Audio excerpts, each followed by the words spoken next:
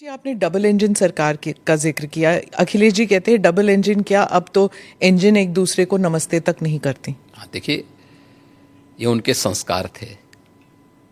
हमारे यहाँ हम विरासत को सम्मान दे करके अपनी वर्तमान लीडरशिप को भी सम्मान करते हैं और अपने पूर्वजों के प्रति भी सम्मान का भाव रखते हैं। लेकिन जिनके आदर्श औरंगजेब हों तो उनका आचरण भी उसी प्रकार का जरूर होगा, और लोगों ने देखा भी अपनी आंखों से। आप क्यों कहते हैं कि उनका औरंगजेब उनके लिए आदर्श हैं? क्योंकि वो औरंगजेब को महिमा मंडित कर रहे हैं। वे सब लोग उस कैटेगरी में खड़े हो चुके हैं। उनके नेताओं ने मुंबई से लेकर के लखनऊ तक, ये सभी लोग तो महिमा मंडन करने वाले लोग हैं।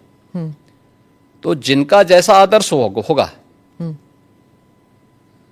तो वैसे ही उनका स्वयं का चरित्र भी होगा। यही तो हमारी संस्कृति भी कहती है, शिवो भूत्वा शिवम यजेत। तो जो जिसकी पूजा करेगा उस जैसा ही बनता है। हम राम को आदर्श मानते हैं, कृष्ण को आदर्श मानते हैं, शिव को आदर्श मानते हैं, उनकी पूजा करते हैं, तो स्वाभाविक रूप से उनके अच्छे गुण भी हमारे अंदर उनकी कृपा से समाहित होते हैं। जो औरंगजेब को, बाबर को अपना आदर्श मानता होगा तो उन जैसे गुण भी उनके अंदर देखने को मिलेंगे, और ये आचरण लोगों ने अपनी आंखों से देखा भी है और आगे भी देखेंगे। वो कहते हैं आपको हिस्ट्री के बारे में कुछ पता नहीं है। राणा संगा के बारे में उन्होंने कहा कि वो थे जिन्होंने बाबर को न्योता दिया था। आप जानते नहीं हैं अपने विरासत के बारे में। हिस्ट्री ये लोग जानते हैं। हिस्ट्री यही लोग जानते हैं जो जिन्ना को महिमा मंडित करते हैं। हमें याद है, इसी उत्तर प्रदेश में हम लोग लौह पुरुष सरदार वल्लभ भाई पटेल की unity, run up for unity के कार्यक्रम के साथ जुड़ रहे थे। हमने पूरे प्रदेशवासियों को इसके लिए आमंत्रित किया था। सरकार भी थी, भारतीय जनता पार्टी भी थी, सभी दलों को हमने आमंत्रित किया था। एक तरफ सरदार वल्लभ भाई पटेल जो भारत की एकता के आदर्श हैं, भारत की एकात्मता के शिल्पी हैं, हम उनके प्रति श्रद्धा का भाव व्यक्त कर रहे थे, और ये लोग जिन्ना को महिमा मंडन कर रहे थे। तो ये वही कैटेगरी है, ये वही ब्रीड है जो बाबर से लेकर के औरंगजेब तक और जिन्ना तक को महिमा मंडन करते हैं। तो देश के प्रति इनके भाव क्या होंगे, भारत की विरासत के प्रति इनके भाव क्या होंगे, भारत के महापुरुषों के प्रति क्या इनके भाव क्या होंगे, ये अंदाजा इसी से लगाया जा सकता है। और ये लोग अवसरवादी भी हैं, इनको पलटी मारने में कोई देर नहीं लगेगी। भाई आज कर रहे हैं तो कहीं वोट लेना होगा, तो उनके कुछ नेताओं ने बयान देने शुरू किए हैं कि अब जो लॉस हो रहा है और जो कटघरे में खड़े हुए हैं, ठीक है, तो उसके बारे में इन्होंने कहना शुरू कर दिया, नहीं साहब ये तो जो है उन्होंने गलत बोला है, और ये तो राष्ट्रीय महापुरुष थे, राष्ट्र नायक थे। राणा सांगा के इतिहास को अगर इन्होंने पढ़ा होता, वो महान योद्धा जिसके शरीर के घाव इस बात को बताते थे कि इन्होंने भारत की धर्म और संस्कृति को बचाने के लिए उस समय किस प्रकार के पराक्रम का परिचय दिया था। ये महाराणा प्रताप, महाराणा सांगा, छत्रपति शिवाजी महाराज और गुरु गोविंद सिंह के बारे में ये लोग बताएंगे। इतिहास के बारे में लोग क्या जानते हैं? जो औरंगजेब और बाबर की पूजा करते हो, जो जिन्ना को अपना आदर्श मानते हो, इन लोगों से इसकी उम्मीद नहीं की जा सकती है। और आप विधानसभा में आपका एक भाषण भी था, आपने कहा था कि अगर औरंगजेब का महिमा मंडल कर रहे हैं, वो जो नागपुर में जो कर रहे हैं, उनको यूपी आना चाहिए, हम उनका इलाज कर देंगे। इलाज कैसे करेंगे आप? उपचार देखिए, किसी भी बीमारी का उपचार के अलग अलग केंद्र होते हैं। तो यूपी ऐसे लोगों को बहुत अच्छा उपचार देता है। उनकी जैसी डिमांड होगी उस प्रकार का उपचार दे देंगे। महाराज, आपके राज्य में क्या मुसलमान सुरक्षित है? क्योंकि आए दिन सनातन की बात होती है। आप योगी हैं, मुख्यमंत्री हैं, महाराज हैं, क्या हैं आप फिर? मैं एक सामान्य नागरिक हूँ, उत्तर प्रदेश का एक नागरिक हूँ, और एक नागरिक में एक योगी हूँ जो सबके सुख और सबके निरोगता की कामना करता है, सबका साथ और सबके विकास के मंत्र पर विश्वास करता है, और उसी भाव के साथ हम लोग कार्य भी करते हैं। आप मुझे बताइए, दुनिया की सबसे प्राचीनतम धर्म और संस्कृति है सनातन धर्म। उसके नाम से ही आप अंदाजा लगा सकते हैं।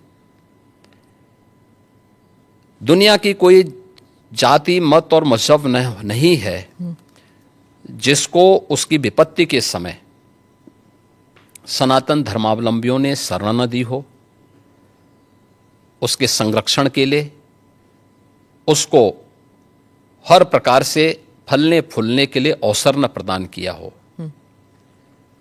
लेकिन बदले में उसे मिला क्या? बदले में मिला क्या? और दुनिया के अंदर कोई उदाहरण नहीं, कोई उदाहरण नहीं कि कहीं भी हिंदू राजाओं ने दुनिया के अंदर कहीं भी अपने बल पर, अपने वैभव के दंभ से किसी पर आधिपत्य स्थापित किया हो, कहीं नहीं है। देखिए उदाहरण, अयम निज परोवेति गणना लघु चेतसाम उदार चरितानाम तो वसुधैव कुटुंबकम, इस सनातन वाक्य है। दुनिया के अंदर कोई बोलता है? दुनिया के अंदर किसी ने इसका आचरण किया? कोई नहीं किया। सब तो हड़पना चाहते हैं। यानी यह अपना है, यह पराया है, यह भेदभाव छोटी संकुचित बुद्धि के लोग करते हैं। उदार चरित्र के लोगों के लिए तो पूरी दुनिया ही एक परिवार है। इस भाव के साथ सनातन धर्मावलंबी ने हमेशा काम किया है। और आज भी उदाहरण देखने को मिल सकता है कि 100 हिंदू परिवारों के बीच में, 100 हिंदू परिवारों के बीच में एक मुस्लिम परिवार सबसे सुरक्षित रहता है। उसको इसके पर्व और त्योहारों को, उसको अपने सभी मजहबी कर्मों को करने के लिए, या जिस मत और मजहब या संप्रदाय या सेक्ट का अनुयायी होगा उसको उस परंपरा के अनुसार अपने सारे धार्मिक मान्यताओं या उपासना विधि को पूरी स्वतंत्रता होती है। लेकिन मैं कहता हूं 100 परिवारों के बीच में, एक हिंदू की बात तो दूर करिए, 100 मुस्लिम परिवारों के बीच में 50 हिंदू सुरक्षित रह सकता है क्या? नहीं रह सकता। अब बांग्लादेश आपके सामने उदाहरण है, इससे पहले पाकिस्तान उदाहरण था, अफगानिस्तान में क्या हुआ था।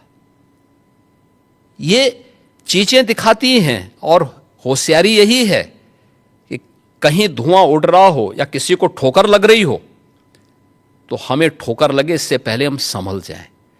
तो वही संभलने के लिए बोला जाता है। हम तो सबके बीच सबको समान भाव से देख रहे हैं। उत्तर प्रदेश में मुसलमान सबसे ज्यादा सुरक्षित है, सबसे ज्यादा सुरक्षित है। अगर हिंदू सुरक्षित है तो वह भी सुरक्षित है। अगर दंगे यहां यूपी में होते थे जो 2017 के पहले, अगर हिंदू की दुकान जलती थी तो मुसलमान की भी जलती थी, हिंदू का घर जलता था तो मुसलमान की भी जलती थी। और 17 के बाद से दंगे बंद हुए। अगर हिंदू सुरक्षित है तो मुसलमान भी सुरक्षित है। और दूसरा जो मैंने कहा कि इतिहास में कोई उदाहरण नहीं बता सकता कि अपने बल से, अपने वैभव से किसी हिंदू राजा ने किसी देश पर जबरन कब्जा किया हो, कभी नहीं। इतिहास इसका उदाहरण है, आप उठा के देख सकते हैं। भगवान राम लंका में गए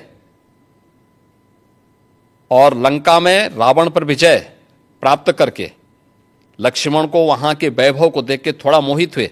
भगवान राम ने कहा नहीं लक्ष्मण, उन्होंने उनको एक ही बात कही, और मुझे लगता है कि आज की पीढ़ी के लिए बहुत प्रेरणादायी है जो उन्होंने उस समय कही थी। लक्ष्मण जी को जो प्रेरणा, जो निर्देश भगवान राम दे रहे हैं लंका के बारे में, अपि स्वर्णमयी लंका नमे लक्ष्मण रोचते जननी जन्म भूमिस्य स्वर्गादपि गरीयसी, कि लक्ष्मण लंका भले ही सोने की क्यों न हो, लेकिन याद रखना ये मुझे रुचिकर नहीं लगती, मेरी रुचि का नहीं है। मेरा काम था माता सीता को दुरात्मा रावण से मुक्त करना, वो मैंने कर लिया है। अब हमें यहां से निकलना है। क्योंकि जिस माँ ने जन्म दिया है और जहां हमने जन्म लिया है उससे बढ़कर के दूसरा कोई भी, स्वर्ग से बढ़कर के उपभोग दूसरा हो ही नहीं सकता, इससे बढ़कर के उपभोग हो ही नहीं सकता है, चाहे वो स्वर्ग ही क्यों ना हो। और इसलिए हम यहाँ नहीं करेंगे। ये उदाहरण मैं इसलिए दे रहा हूँ जिसलिए जो सनातन धर्म पर प्रहार करते हैं उनकी आंखें खुलें, वो देखें। उदाहरण हमारे सामने पर्याप्त हैं और ऐसे अनेक उदाहरण आपको समय समय पर मिलेंगे। मुख्यमंत्री जी, आपने रोग हटाने की बात की, लेकिन कभी कभी ऐसे लगता है आप रोग ही हटाने की बात कर रहे हैं, क्योंकि जो बुलडोजर चला है, आज नागपुर में चला है, यहाँ पर भी कोर्ट भी कहता है कि ये बुलडोजर जस्टिस बंद होना चाहिए, लेकिन कोई बंद नहीं कर रहा। आज भी नागपुर में चला है, तो ये जब बुलडोजर जस्टिस जब मना किया है फिर भी चल रहा है। देखो, जो न्याय मानते होंगे उनके लिए न्याय होता है। जो स्वयं न्याय को, कानून को अपने हाथों में लेते हैं तो बहुत बार कानून के दायरे में रहकर के उनको सबक भी सिखाया जाता है। जो जैसे समझेगा उसको उसी भाषा में समझाना चाहिए। आप मुझे बताइए, कोई हिंसक बनकर के प्रहार करने के लिए आ जाए हमारे सामने और हम उसके सामने गिड़गिड़ाएं? ये नहीं। अगर वो हिंसक बन के आया तो उसको पहले उसकी हिंसा का प्रतिकार तो वहां पे करना पड़ेगा ना।